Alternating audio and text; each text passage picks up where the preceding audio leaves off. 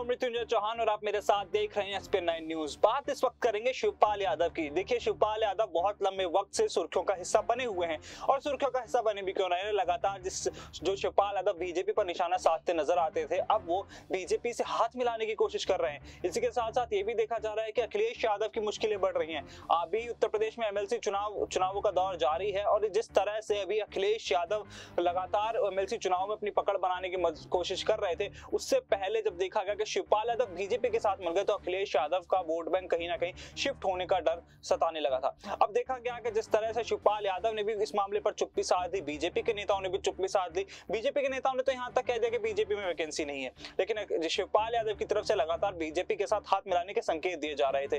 पहले बीजेपी नेताओं से मुलाकात करना, फिर बीजेपी नेताओं को ट्विटर पर फॉलो करना, उनसे सोशल मीडिया पर फॉलो करना और कहीं ना कहीं ऐसे सवालों के जवाब थोड़ी मंद मंद मुस्कुराहट में देना, ये बता रहा था कि शिवपाल यादव के पास कोई बड़ा प्लान है।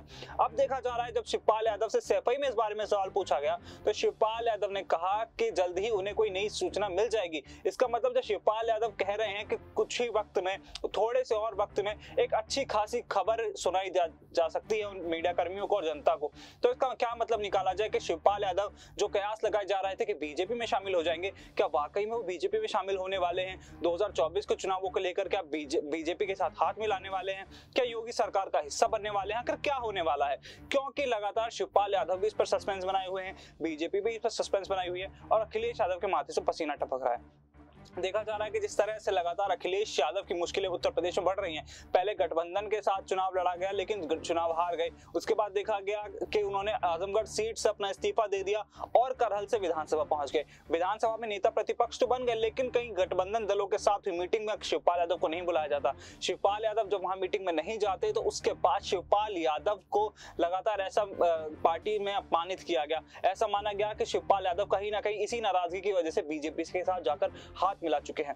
अब बीजेपी नेताओं ने भी कई बार इस तरह के बयान दिए कि शिवपाल यादव का पार्टी में होना या ना होना उनके लिए बराबर है और शिवपाल यादव लगातार ऐसे संकेत दे रहे हैं। अभी सैफई की जब बात की जाए, इसी के साथ साथ ये भी कहा गया शिवपाल यादव की तरफ से सैफई में कि MLC चुनावों की प्रक्रिया बिल्कुल ठीक हो रही है। वहीं जबकि अखिलेश यादव लगातार MLC चुनावों से पहले विधानसभा चुनाव में चुनावी प्रक्रिया को लेकर कई सवाल खड़े कर चुके हैं, चाहे वो EVM को लेकर बात हो, बूथ कैप्चरिंग को लेकर बात हो, लगातार वो ऐसे सवाल उठाते रहे थे। लेकिन यहाँ देखा जा रहा है कि अब चाचा भतीजे की तकरार इस कदर बढ़ गई है कि एक मुद्दे को लेकर एक राय बनना भी बेहद मुश्किल नजर आ रहा है। तो ऐसे वक्त में बीजेपी इस कोशिश का फायदा जरूर उठाएगी। जिस तरह से शिवपाल यादव की पकड़ जाटलैंड में मानी जाती है, 2024 के लिए बीजेपी के लिए अच्छी खबर है, लेकिन क्या वाकई में बीजेपी शिवपाल यादव को सिर्फ इसीलिए अपने साथ रख रही है कि 2024 के चुनाव में फायदा हो पाए, या फिर इसमें शिवपाल यादव का भी कोई फायदा है?